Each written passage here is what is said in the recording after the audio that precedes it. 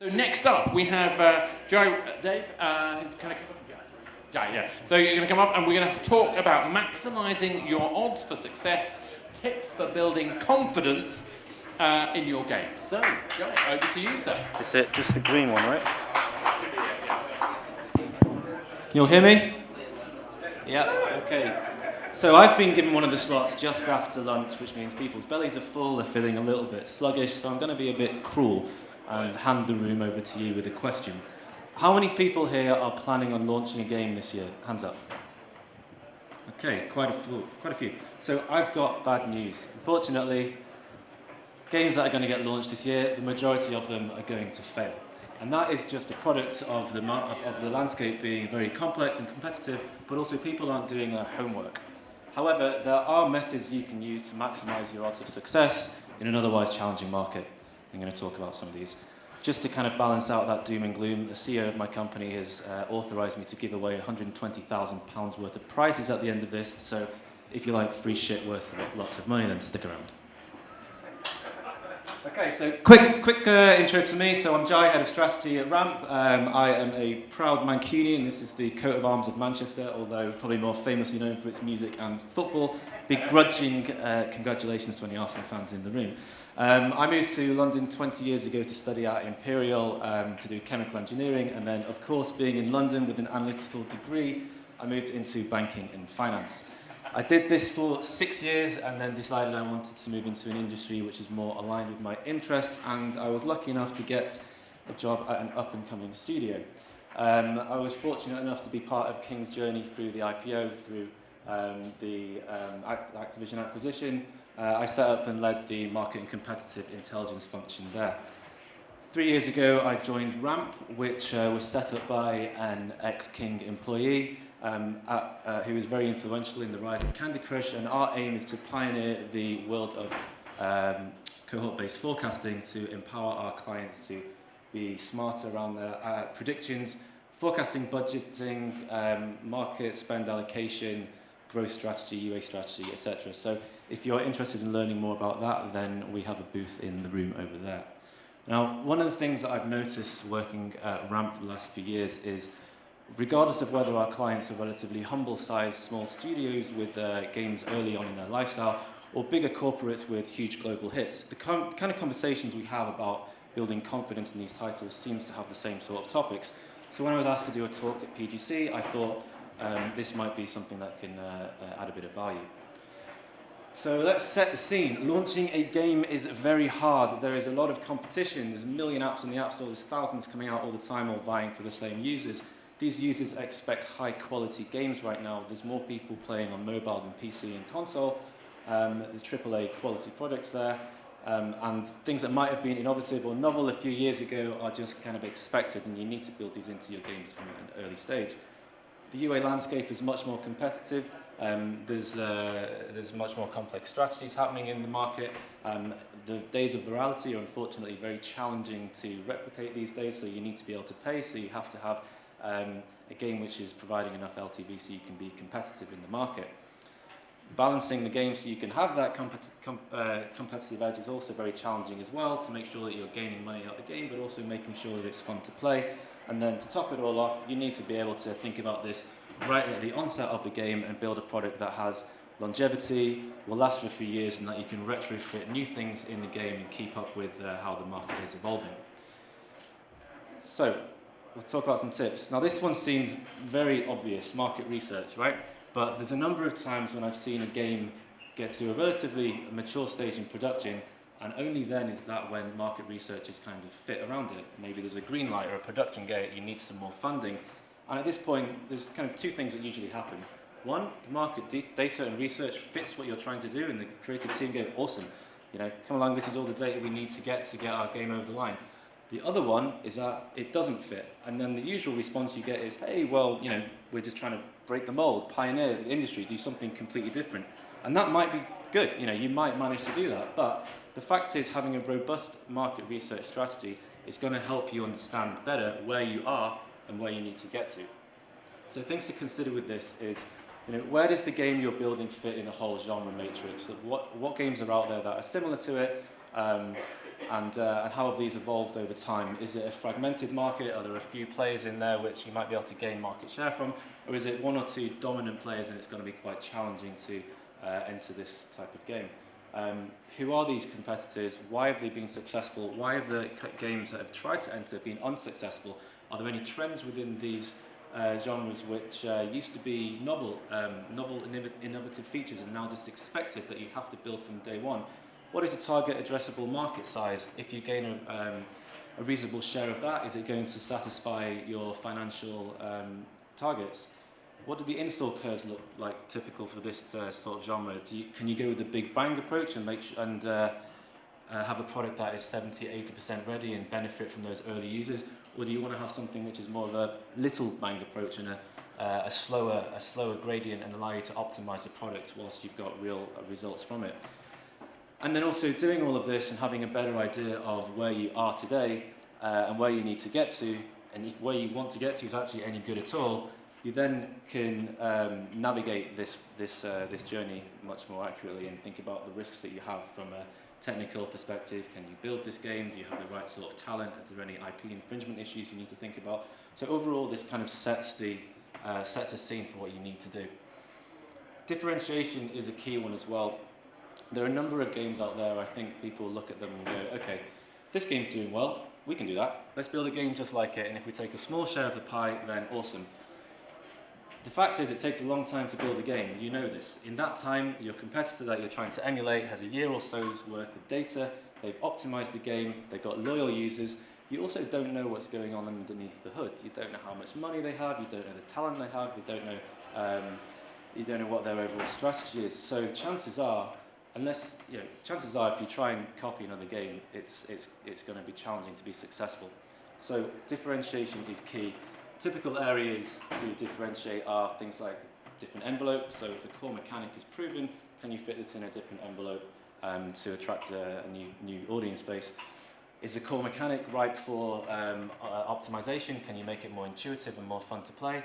Theme is another one that tends to come out quite often. So can you appeal to a different audience with a new theme? And then also IP, is there something you can add to boost the awareness of the game? And this is by no means an exhaustive list. But when we speak to clients, the example I like to use is how the match 3 space has evolved over the last 10 years or so. There's a few things in the previous presentation that ring true here as well. So about 10 years ago when I joined gaming, Bejeweled Blitz was the big name. In match 3, King came along. They invented the Saga model, which a number of competitors tried to emulate. They had matchable boosters, awesome, beautiful cascades, a visually brilliant game, and also farm heroes. So when you match the icons in it, the ones around it had a +1 or 2, and you then had to match them to reach your goals. A slight differentiation in the strategy. Peak Games, so whilst not a switcher but a blast mechanic, they kind of did away with the Saga model that so many companies were trying to emulate and for a more regular progression to the next level. But they focused a lot on the Elder Game content, so they had the Champions League. So all the players that are very heavily invested at the end of the game, they were monetizing these players, and these are the ones that are their VIPs. They also introduced tappable boosters instead of having to match them, which gave the players a bit more agency. And this mechanic was seen in Playrix, who obviously pioneered the whole build and match meta that you see in a number of titles today. Storm 8, they came along, home design makeover, similar in style to the Playrix titles, but maybe a slightly different theme, a bit more realistic. And then they tagged an IP with Property Brothers, which is, for anybody who doesn't know, an American home renovation show. Applovin, so Matchington Mansion, similar vein to the Gardenscapes titles, but the way that they differentiated was by kind of shaking up the UA landscape. So, you know, those adverts when you had to stop yourself being eaten by a shark or put the kitchen fire out. And they managed to acquire a number of users doing that. Also Project Makeover, they realised that there was an appeal for beauty and makeup, so they used this as a meta and were able to build a game with this theme. Tactile, so Lily's Garden, Penny and Flow, another example of visually stunning games. They have a very strong focus on the storyline, character development, and they were able to use this kind of thing to have very humorous and funny creatives, again, creating an appeal for the game and people wanting to get invested in the storyline. And then, of course, Dream, the biggest breakout success in this this genre in recent years who have really stripped back the whole progression element of it with a very light meta decoration, but they've got a very, very smooth, intuitive, fast, fluid, bright, bold, smart boosters, excellent core switcher. So examples of how you can differentiate a little bit, but it's something that I believe needs to be done. Next is benchmarking. So benchmarking, I think, sometimes you can get fixated on a single number that becomes a target, and this kind of takes it over a little bit. But you need to start somewhere, right? So what can you do? Look at a range of titles. Typically in that genre, you'll find that there's a range of values you'll see. What you should be doing is using this to guide you with the target, with the numbers you are using in your forecasting purposes. Use multiple sources of data, so you've got the third-party data sources out there. There can be a bit of error in these. If you do have access to people who have built these types of games before, then utilize that experience, and then use a range of values. So if building a low, medium, high case scenario, the way that I like to think about this is not so much a target setting to say, if we hit these targets, we will get our, this is what we're trying to achieve. The way that I like to look at it is, what do you need to believe in order to reach your end goals? So if you know that you need to have an overall revenue target of X, then as you fine-tune the game in terms of its testing and balancing, then you narrow down the focus of what your metrics are going to be. You feed this back into the business case and the forecasting element of the game, and you gradually get more confident about the numbers that you're putting into your business case. Because overall, the business case and the output from that is what's really going to help you build confidence in the title that you're trying to create. Another one to think about is product and marketing alignment. So there's a number of times that I've seen a game get close to launch and the marketing team struggle to actually market this, and you get the games team saying, why can't you market this product? We've been working really hard on this. And then the marketing team are saying, well, there's things about the game that we're finding it difficult to get an appeal for the audience. It can cause things having to be retrofit to the game. It can often delay or sometimes derail the progress. So it's important for these guys to be holding hands from day one. So elements that you can do to kind of build confidence in this area is, marketing can help you define who the target audience is. Who are they? What do they do? What type of games do they like to play? What are their interests? What are their motivations for playing? Are they competitive? Do they like to play alone, for example? What type of art style do they have affinity for? When it comes to character development, do you have the right level of diversification? Is it all inclusive, for example? Is there anything that you're doing which might be wrong and you can kind of cut that out at the start of the development process? Do they understand the concept of the game that you're trying to build? Is it too complex? Do you need to dial it back a little bit? What is the overall brand toolkit and positioning of the game? So helping identify what the name of the game could be, the message, the brand pillars that should run through the whole development process, the art style I mentioned, the game name, the logo, the App Store ASO material.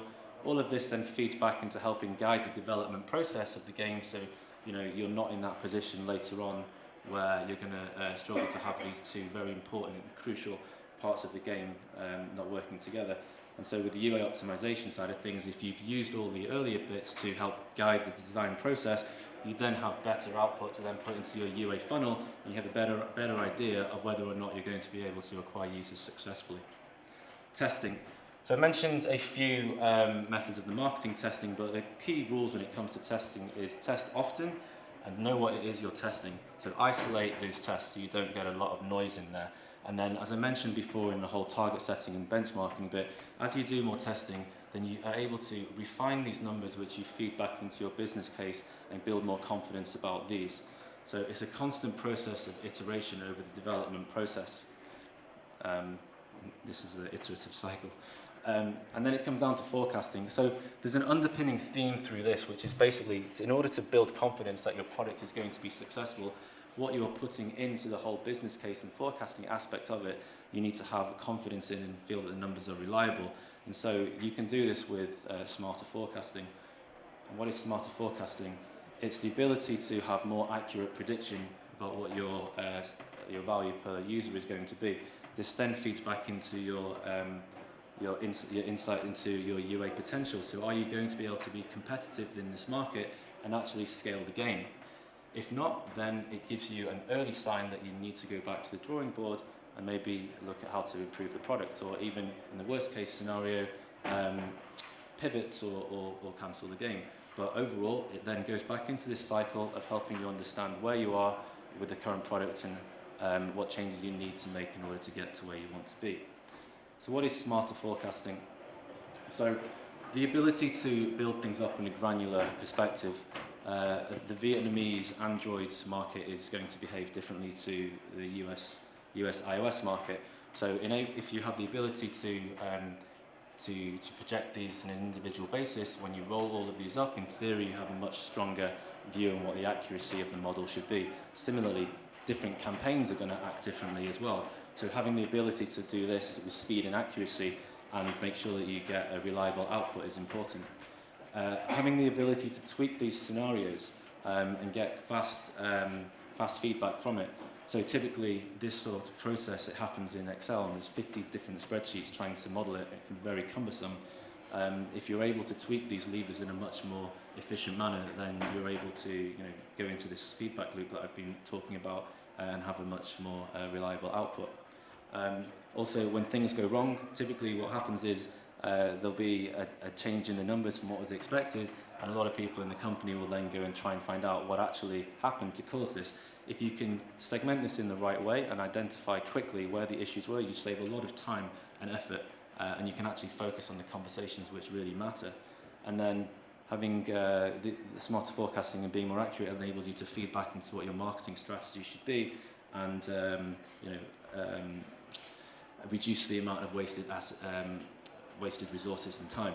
And this is the problem that we're trying to solve at Ramp at the moment. So empower our clients to make smarter decisions around this whole process, take away the spreadsheet hell that's involved with forecasting, because forecasting's hard, right?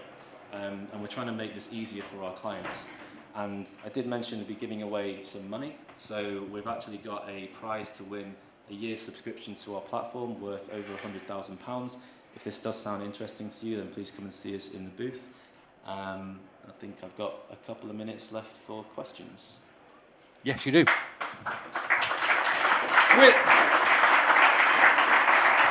I love the topic, because it's basically you're saying everything that we're doing is right. So that's good. Anyway, anyone got any questions in terms of everything that's come up so far? I'll try now. So one of the things I think is interesting about this forecasting side, because there's often, when I'm doing forecasting models, I'm building kind of a plan based on assumption. I used to do a lot of work with data from Game Refinery. Used to have a thing called reflections. It's very hard to get that kind of data. When you're talking about forecasting, are you talking about looking at general market data, you're looking at specific games, or are you looking at kind of building up from the building blocks of the assumptions that a game might be able to achieve? I think you can do both. So what we typically do at Ramp is we'll work with some clients that have got some live titles, and we'll help to refine the numbers that they already are confident on in some aspects. Because if you have more confidence about your retention numbers, then you can start to play around with the monetization, for example. You feed this back into the quick forecast loops, and then you get an idea of what sort of install level you need to hit the targets. If it seems off, then you know you need to make adjustments to it. Similarly, what you can do is kind of make all this stuff up in the first place and have an idea of what you might put into a fake forecast, and that helps you understand what it is that you need to believe that you can hit in order to get your targets. I think that's a really kind of interesting one, because you've got to, especially when you're dealing with finance teams, it's having a balance between, I need to have enough kind of like thrust forward, this is what I'm going to do, it's what I'm excited about, but at the same time I've got to measure that as a product owner to be able to deliver it. And I think there's always a tension between those two positions. I think the key thing is speed, basically, because then the faster you're getting accurate results, the more time you can spend conversing on the things that actually matter and get on with building the game. I think I guess was chatting online with one of your investors, and they were talking, I think they're also invested in Homer Games, and I think that whole hybrid casual kind of to hybrid model, that whole fast-moving, get things out, get things based on data is such a profound change in the way we build games. And I think that ability to move fast and forward has such a massive impact on the way we build. Does that take away from the player experience? Are you just interested in the data, or are you interested in the player experience as well? I think you need to build a game that's going to be enjoyable, of course. You know. Heaven forbid. So, but the numbers do help you build it. If you're making a game which might be the most fun game to play in the world, but it's not generating any cash, then unfortunately the studio is going to close. So Exactly. if you get the information that can give you the insight into what you need to do, then hopefully you can be better positioned and more aware. That's a key thing in order to reach your goals. And it's so easy to get caught up in your own opinions. Yeah, definitely. On that note, Joe, thank you so much. Let's show you.